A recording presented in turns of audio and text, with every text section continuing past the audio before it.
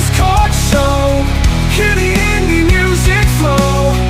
Stream it everywhere you go. You can be featured on our show.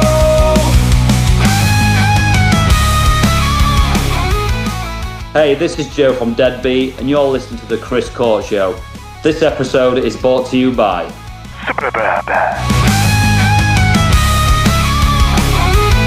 Hey, welcome back to another episode of the Chris Court Show. This is an interview episode, and if you are listening, yes, this is a brand new episode. It is not a old classic episode. This is being recorded right fucking now on March 28th at 10:22 p.m. That's right.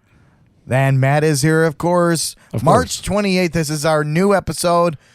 Oh my God! It feels good to be. It feels good to be recording These little interviews and stuff. We get the chance to record again. Yeah, We're taking our hiatus. And don't worry, guys. It'll be over shortly. It'll be over shortly. We're coming out. Our live show's coming up. What did we decide? 19th of April. Yes, that's the day before Easter, right? That's Easter Eve. Okay, Easter Eve.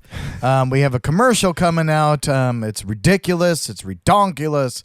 So we're going to have that coming out, and after that is done, we're going to be back to our regular scheduled programming with new things coming out for you guys, new merchandise, and, so that is going to go good for all of us and for you, and again, we do this for the independent musicians and for ourselves because we have nothing else to do.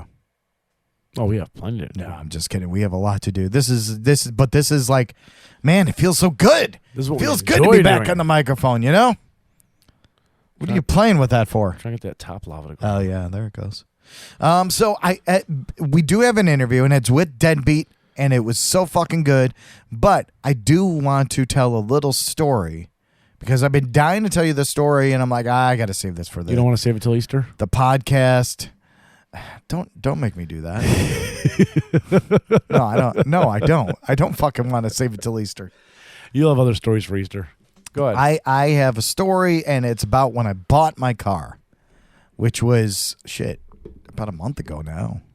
Wasn't it like? No, it was about a month ago. Yeah, it was almost a month ago. Almost a month ago. Yeah.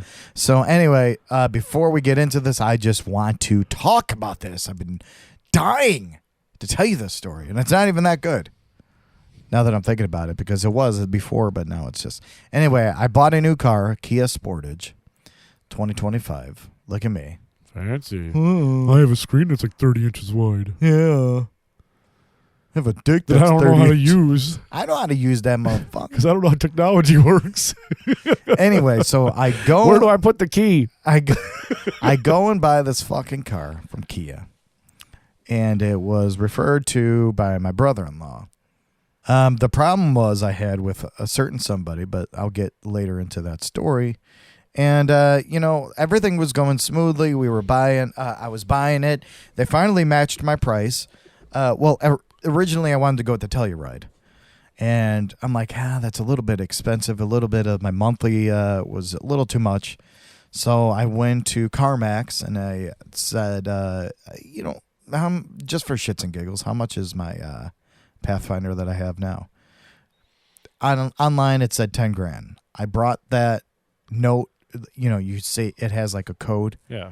You bring the code to them, and then they actually take it out and look at it. And I said, well, your transmission's slipping, so this is what we're going to give you. And it was like $3,500. I'm like, well. They're trying to fuck you. Yeah. Well, the dealer was going to give me $5,000.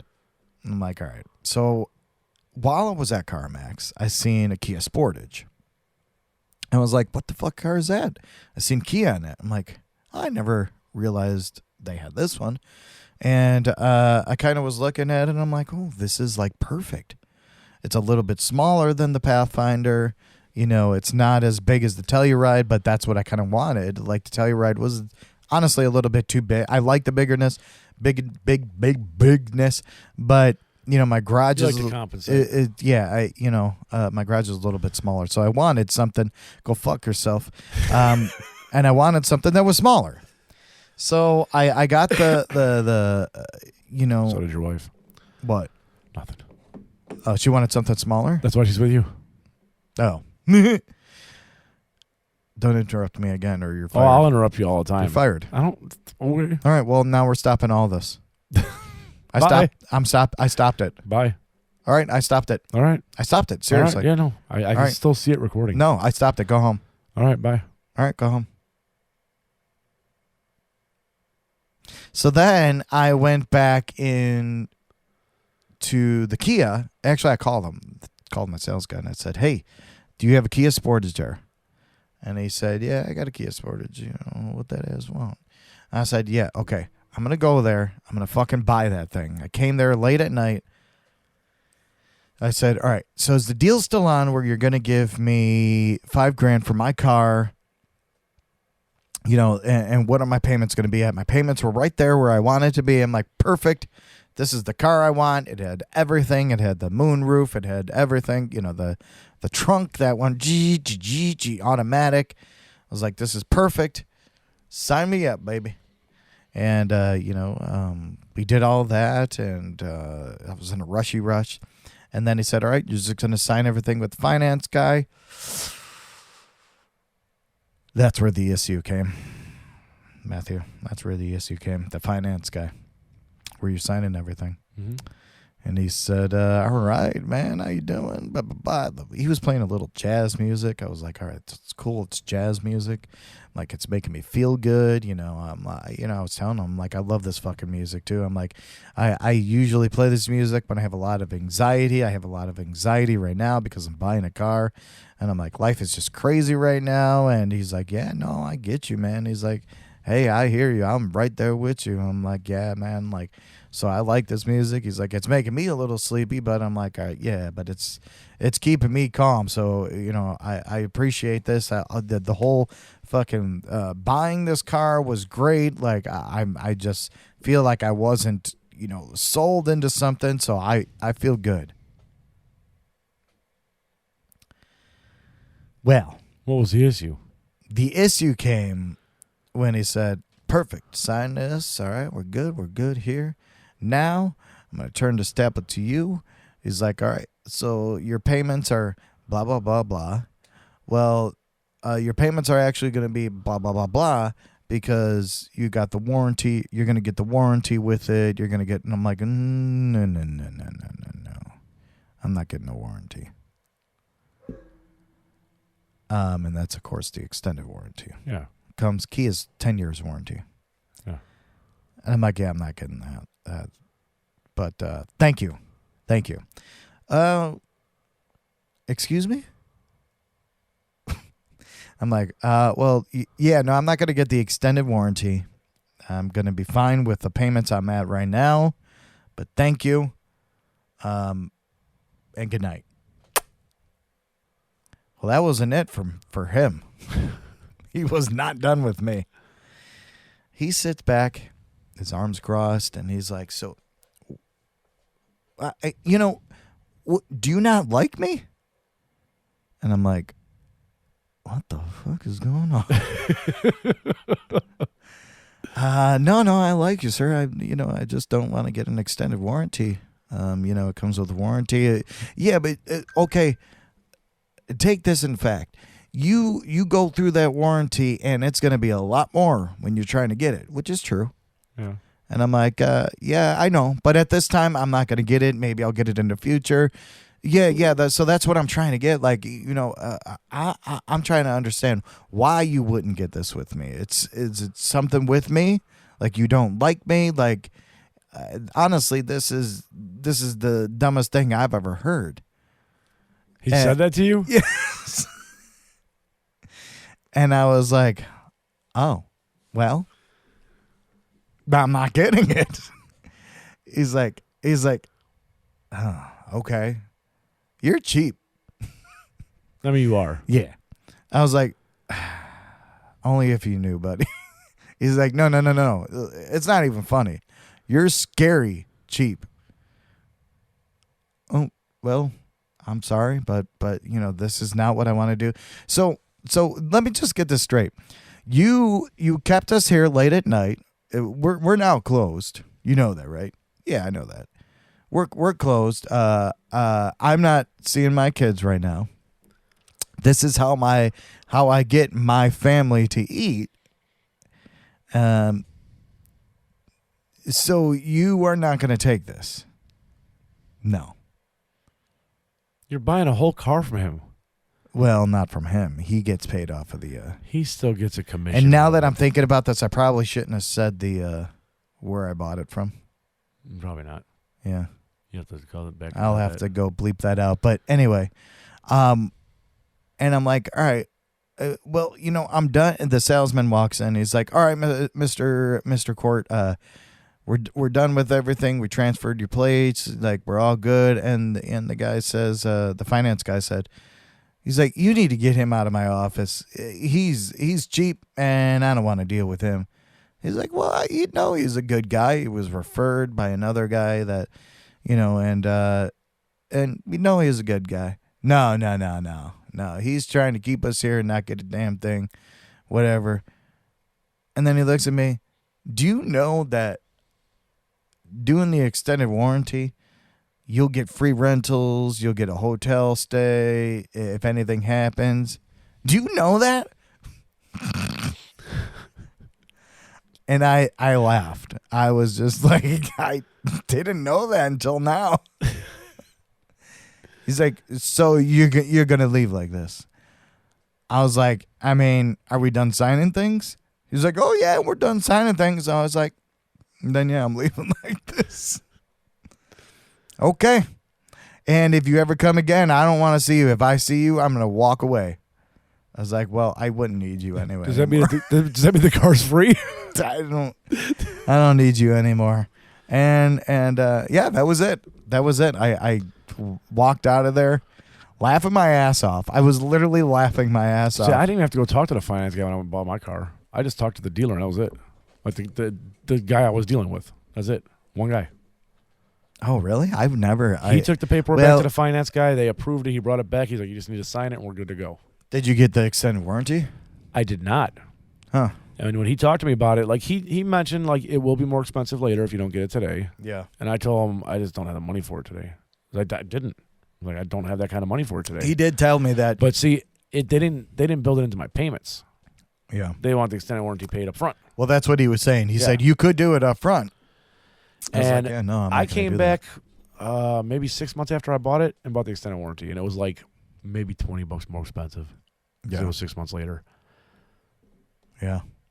Yeah, no, that was probably it was the most awkward situation. The fact that he's calling you cheap and stuff, though, and you're buying a car from their dealership, that's fucked up. Yeah. It was so awkward, but I fucking thrived off of it. Like, dude, I was in that seat happy as shit because, first off, I love fucking awkward situations. I fucking love them. I feed off of them. I feel awkward, but it's such a good feeling. Like, this is so cool right now. Like, I could talk about this in my life. And this guy was really fucking... And at that point, now I didn't get pissed. I think that I was just kind of at that point to where I'm like, I just need to get the fuck out of here. I don't give a fuck with this guy. He doesn't even know me. He's just trying to be a salesman. Yeah. But... a shitty one, because he probably could have convinced me if he was an okay dude and he knew how to sell. He obviously didn't know how to sell because he instantly turned around and said, "What's wrong with you? You're cheap." Right. Why are you cheap? And at that point in my head, I was like, I'm not gonna buy shit from this guy. So that's when I was just like, you know what? And I mean, I know how to sell. And I think that do need some lessons. You should have turned it around and convinced him to buy your warranty for you. But what the question is here, you'll get paid while you pay for it. Huh? You're basically feeding your own kids. Hey, and you don't walk out with nothing. Bada boom. And everybody's happy. What do you say? No, that's not how this works. What are you, fucking cheap? Anyway, let's get into our song here, and we are going to let Joe from Deadbeat introduce this song. Joe was an amazing guy to talk to. So without further ado, let's take it away, Joe. Hey, this is Joe from Deadbeat, and you're listening to Messed Up on the Chris Court Show. I know I fucked up, and now it's all done. I keep telling myself that it's not my fault, and now we're odds black. I know it won't last. There's no chance when you act like that. I better go!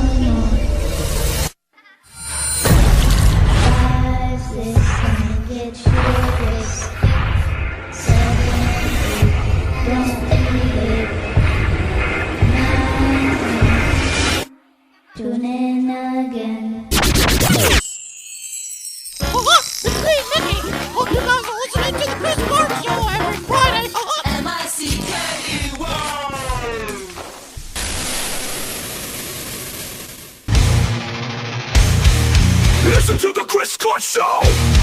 Amplify the indie flow. Streaming now, worldwide noise. Interviews and endless nights. Savage lives. All right, that is, or was, Deadbeat Messed Up. Oh, lordy. Good stuff. Punk pop band and heavily influenced by American pop punk, especially Blink-182 and Sum 41.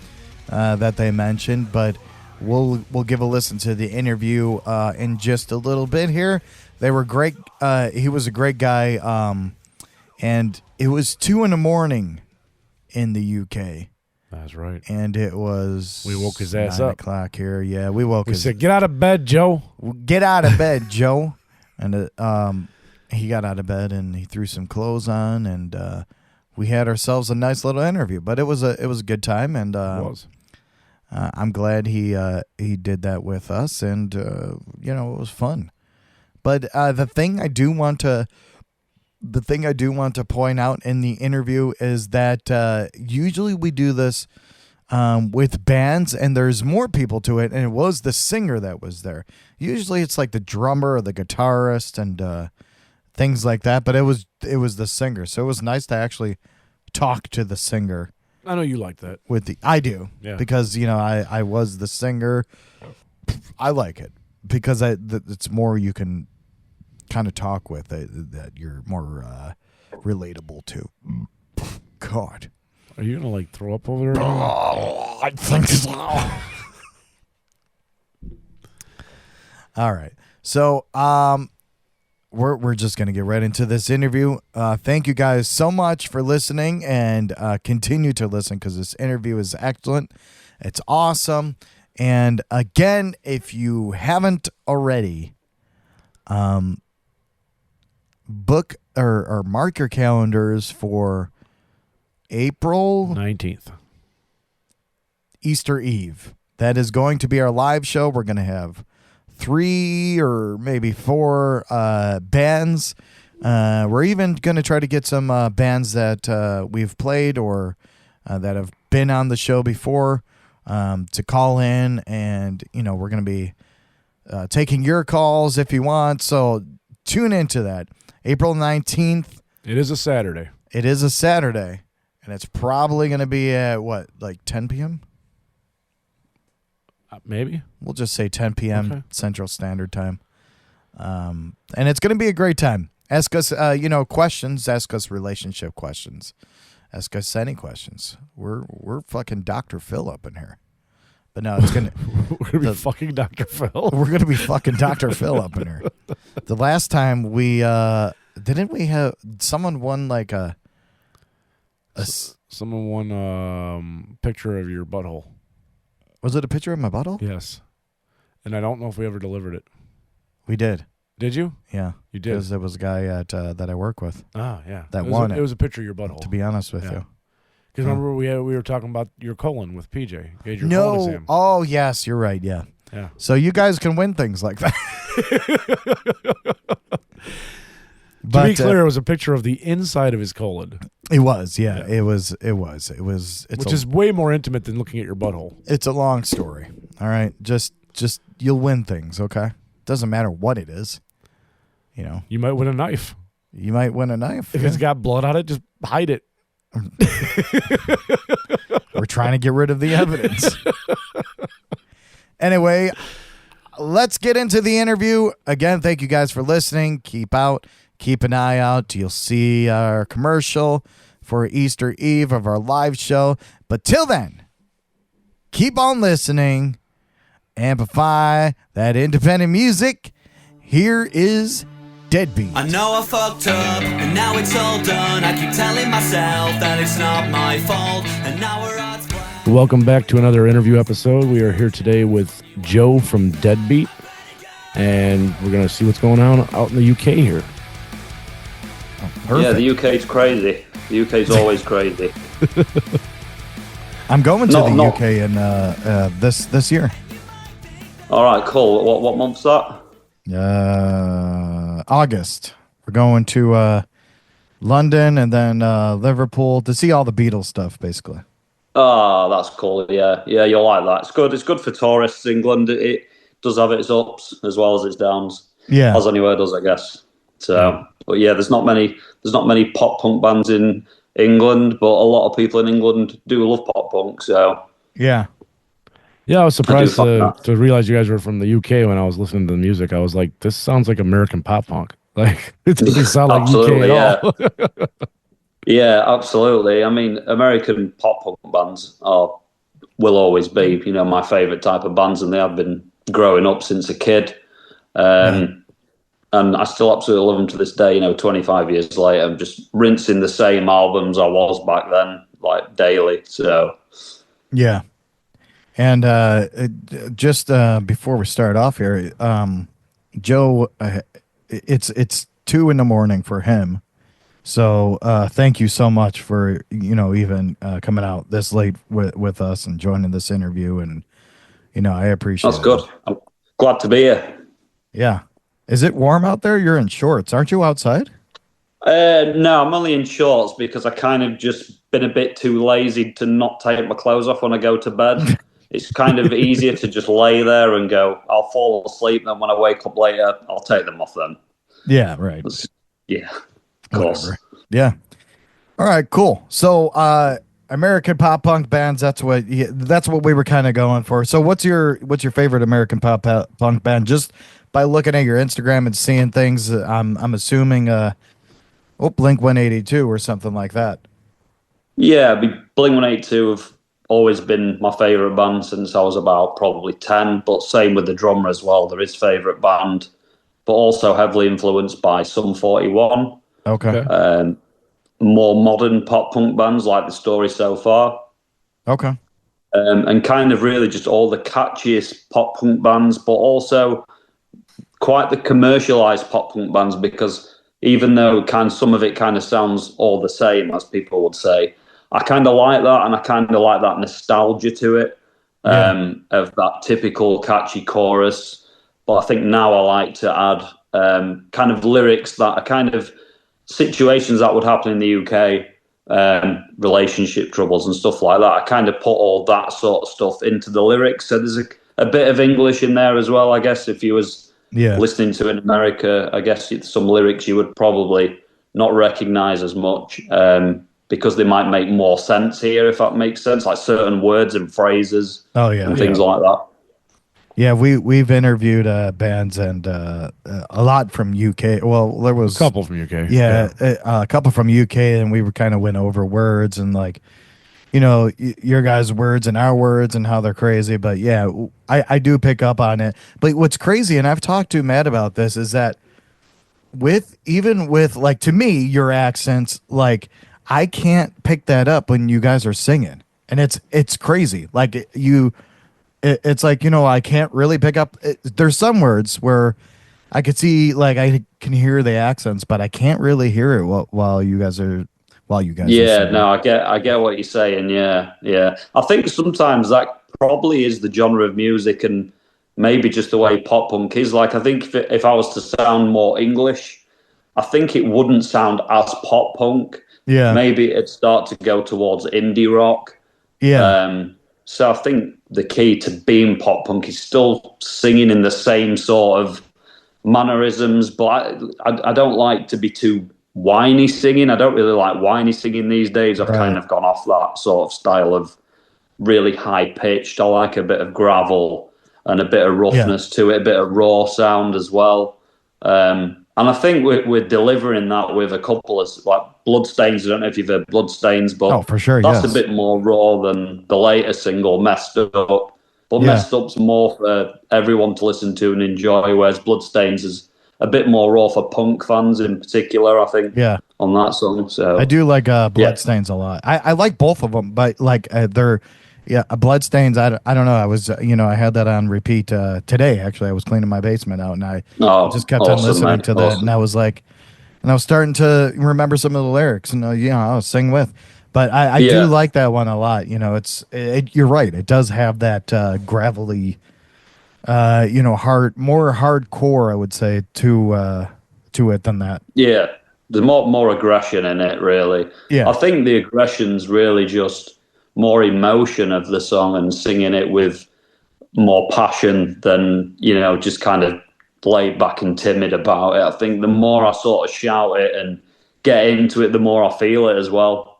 Yeah. And I think that'll come across live shows quite a lot. Live shows will be good for that, I think, to connect with fans live. So if they kind of hear that passion in your voice, I think they enjoy it more in general, really. Goes to say the same if I go and watch a band as well. So no, if the artist seems like they're into it, that's when the fans get more into it. Absolutely. Sure. Yeah. Absolutely. There's more of an emotional connection. It makes it way better. Absolutely. And the songs are I'm really connected to the songs myself anyway, because I've written them pretty much about my own life. That's kind of what I'm doing with these songs. I'm just writing about situations that have happened in my life, or what are happening now, or what are happening around me, someone close to me. So I feel them a lot more than what I did with previous bands I've been in the past. Yeah. Now, do you guys play a lot of live shows, or or are you just kind of like making your own singles and doing things like that? So because we're a new band, Messed Up being the second single, I think, the plan is we're going to release like 7 or 8 songs. Yeah. preferably all singles. There won't be a music video for everyone, but we're going to do 7 or 8, get those out there, and then start gigging, rather than start gigging now and playing shows where no one really knows who we are. And if people just know 2 songs and they don't know the rest, it's kind of boring for them, a bit boring for us as well. So I think get a few songs out, and then when we do a live show, people who come and see us know every song. And I think that'll just make the experience a lot better for everyone. But when we do start gigging, we'll probably start gigging quite hard and getting out there as much as possible. But who we're going to play with yet is in the unknown at the moment. We're trying to sort that out. So we will sort that out. It's just a matter of time.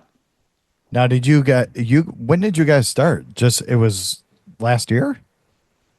Literally December, yeah. So damn. We met up at the beginning of last year to begin with. Slowly kind of went through a few different members as well. There was 5 of us to begin with. And just because of music differences, band name differences, we kind of ended up with 3, and that's kind of worked better because I wasn't playing guitar before. I was just doing vocals, and I was writing the guitars, and I can play. I know how the guitars need to sound, so I kind of had to go, right, yeah, I'm going to do the guitars for a while at least, whether it's forever or for the foreseeable. So I'm going to continue recording the guitars, but we are in talks of getting another guitarist for when live shows start, who would hopefully be a permanent member of the band, because there's 2 guitars in the recordings, and I think for live shows, 2 guitars just sounds more full anyway. So for sure. I think we'll probably go down that route. Yeah. All right. Would you rather be on guitar while singing, or just only focus on vocals? I like just doing vocals better. And the reason I like that is because I've got more freedom on stage and I can interact with the crowd a lot better. Yeah. Obviously, singing and playing, it's very restricted. Not that I don't like it. I do still like it. But I do like that open space of being able to do what the hell I like in a good way, in a fashion, and having that freedom to be able to, connect with the crowd and get into the crowd, put the mic into the crowd. Speak to them and get them involved. And I think when you're looking for pedals, which I need to go to clean, I need to go to that while I'm trying to sing this aggressive part that's really fast. It's like I can do it. It's fine, but vocals are better. I just prefer it in general. For sure. I was in a band as well, and I know, like, originally I was doing vocals only, and then I had to switch to guitar, then bass, and like I just felt like it took a lot away when I was playing guitar and singing. I couldn't get into the storyline, as I wrote the song. Yeah. And it's like you're kind of thinking about, you're right, the pedals and the guitars and stuff, but you couldn't get into that storyline of what the song was about, so your emotions weren't. Yeah, your mind goes to too many different places. Yeah. Right. Yeah. So you're not fully locked in that song, and you're right. I 100% agree with that. Exactly, yeah. And I think a lot of songs, you can sort of see a guitarist and a singer at the same time. You can sort of picture them there while they're there, and it's like, this works. And like I say, it can work for me. I'm going to be doing it for a while at least. Yeah. But I am looking forward to eventually just ripping some vocals and fly. If we play bigger stages at some point, that'll be ideal for that point, I think, to come off the guitar, potentially. Now, I still want to write the guitars. I still want to write them and record them in studios and stuff and have involvement with them, because right. I kind of play them a certain way to how the songs need to sound. So I think I'll do that for a good while, at least. And there's many bands that, kind of will play the guitar during the recording, and then, playing live, they'll put the guitar down, and then they'll have someone else play the guitar for them. Yeah. Like a touring guitarist. Absolutely, yeah. The only problem with that is when you're a small band, you don't get paid a lot at gigs. No. And then if you get a guitarist who's like, I'm a session guitarist, and it's like, well, we just covered fuel and dinner, so I don't know what to do here. So that's mainly what happens, which is fine. Like, being in a band is because I love it. It isn't for the money. If I wanted to go and earn money, I'd just do a covers band, a punk covers band. Right. Right. But it's not the same, is it? It's not the same feels. It's not the same feel. It's not the same passion. Yeah, that was the rough thing. And you'll never make as much money as you could if you got successful with your own personal music. Yeah. Yeah, and it's just way more rewarding, like getting people like now, just constant people message me like, your songs are really good, I love it. And it's like, they ain't going to say that if I'm playing someone else's songs, you know? Yeah. No, yeah, you can only go so far with someone else's songs, obviously. Yeah. But I do like a cover, so there will be a cover coming as well. Oh, later in the year. Probably revamp a pop song. I'm thinking Post Malone. We're going to have to make that decision between the band. All right. I like Post Malone for some reason. I really like Post Malone, and I don't know why. I think it's because he's catchy, and he's got those elements of where you could probably turn one of his songs into a pop punk song, and a lot of them actually, because I'm always playing guitar to his songs and thinking of some riffs. But then you've also got Taylor Swift. I'm not a Taylor Swift fan, but her songs are catchy. They stick in my head, and I'm like, I could put some nice guitars over that. Yeah, definitely. Yeah, and that's the thing. A lot of people will, diss on those people, and the thing is, they come out with the catchiest shit. As long as they could do that, hey, you can't fucking blame them for that. Absolutely not. Absolutely not. Post Malone, I mean, is talented as shit. Have you seen his Nirvana whole set that he did, like all covers of Nirvana? Dude, I seen that and I was like, holy shit.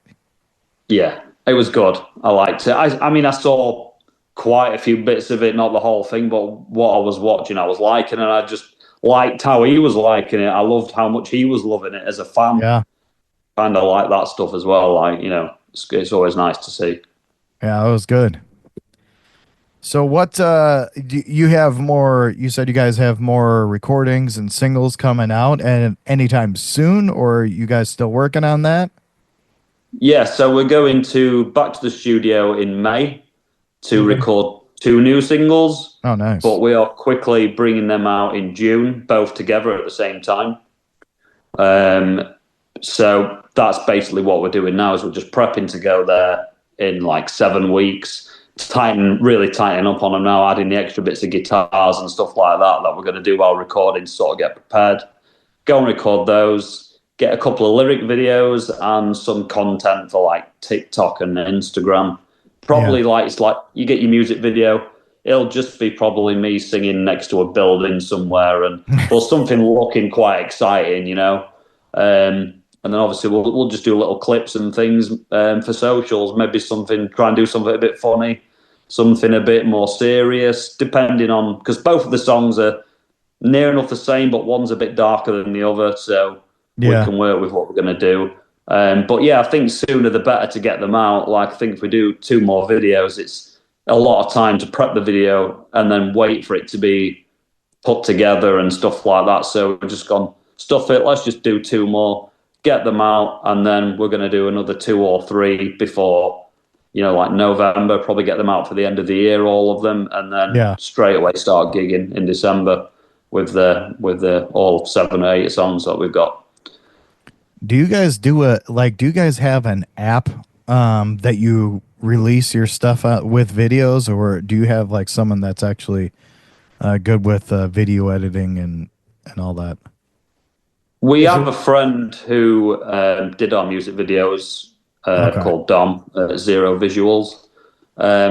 He's cool. But I think now we're just going to do it ourselves. Like me and Chris, the drummer, we spend a lot of time at his house doing admin stuff on the laptop. And we kind of just make clips. We made a clip for the new single, which we filmed in a practice room.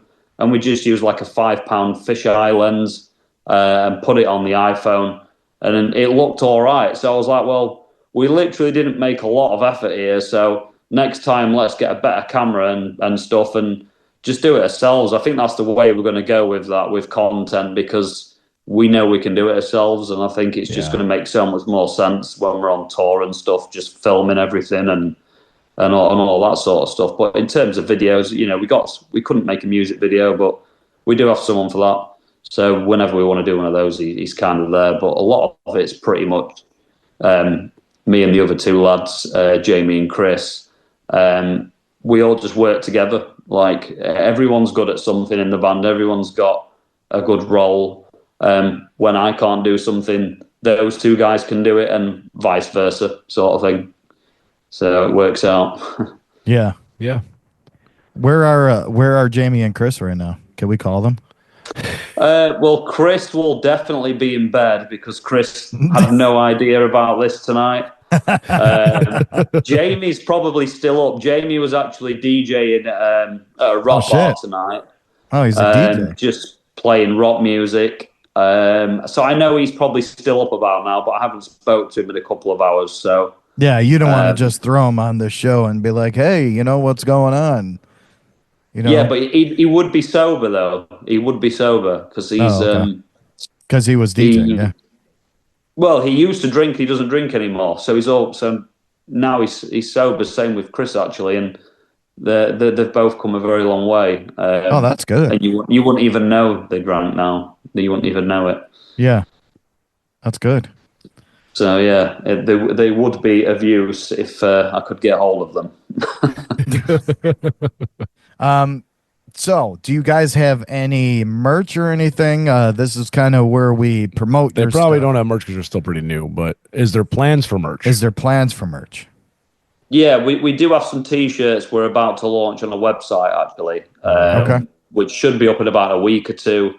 Nice. The T-shirts are the Deadbeat Monkey See logo on the back of a black T-shirt, and then the Deadbeat in writing logo as a side pocket.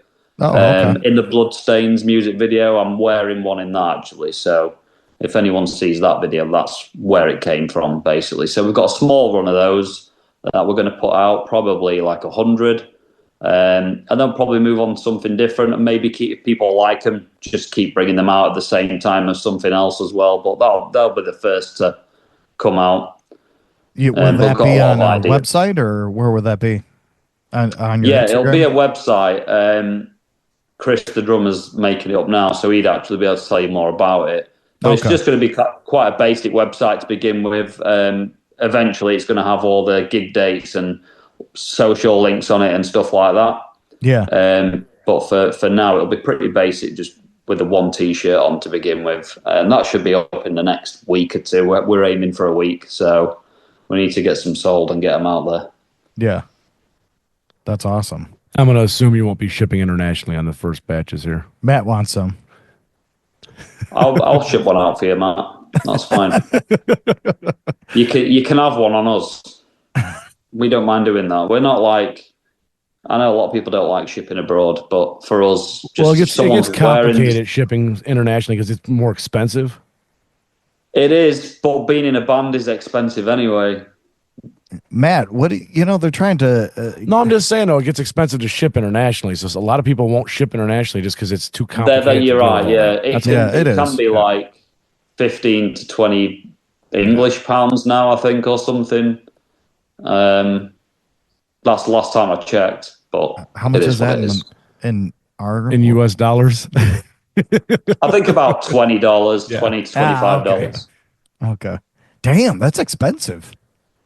Yeah, everything's expensive now. Yeah, that's true. Chocolate bars have gone up. Soda's gone up. Our eggs went up. What's that, sorry?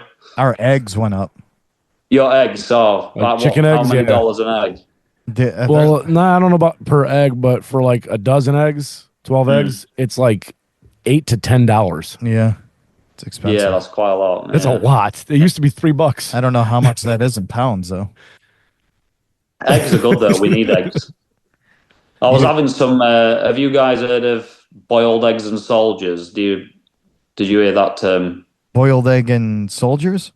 Yeah, eggs and soldiers. So in England, eggs and soldiers is boiled eggs in an egg cup and toast chopped up into thin slices, and then you make your yolk runny, and then you dunk it in the egg, and then... Voila. It's amazing.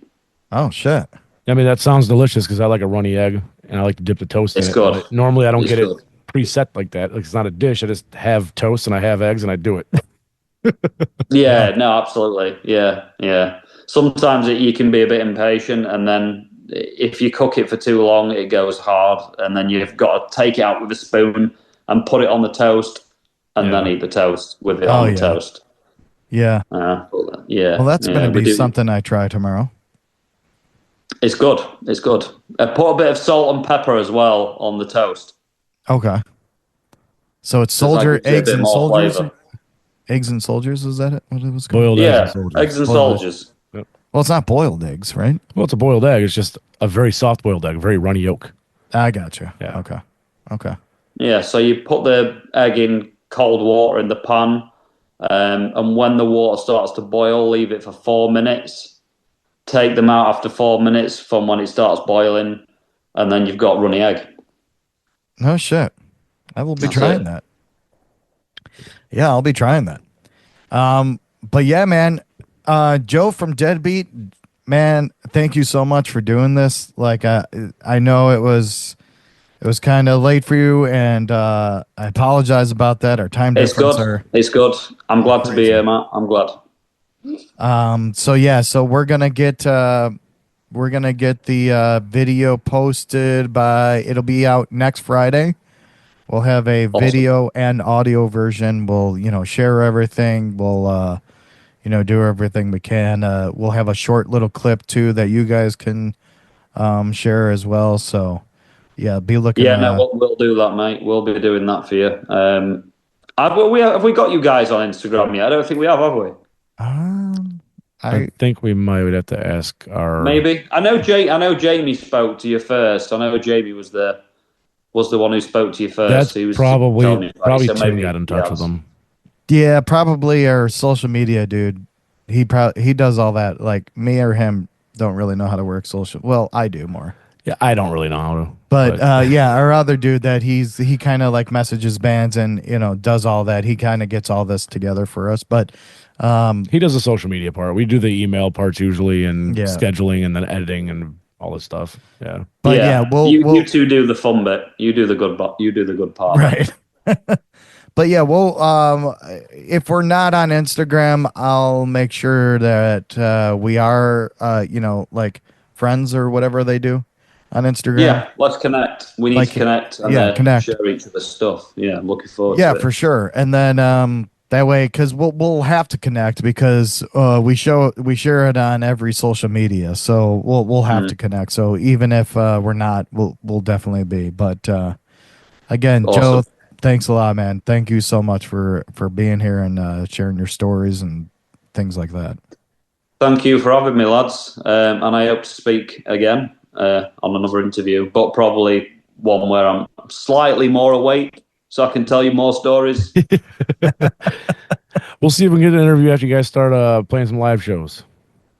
Sounds good to me. Yeah, for sure, man. We'll get some sleep and continue to watch Buffy the Vampire Slayer. Absolutely. It's 20 minutes and I'm at the end of the whole thing. So he was considering not doing an interview so we could finish that. He was like, interview or Buffy? What am I going to go with here?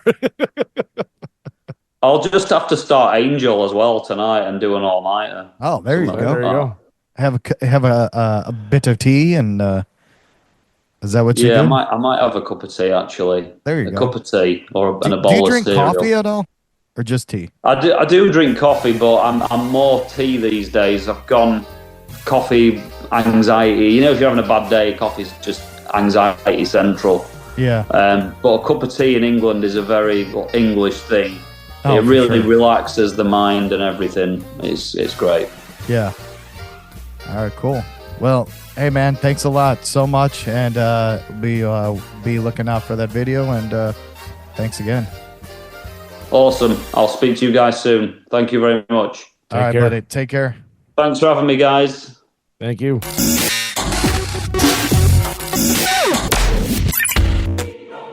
Once again, thank you for listening to The Chris Court Show.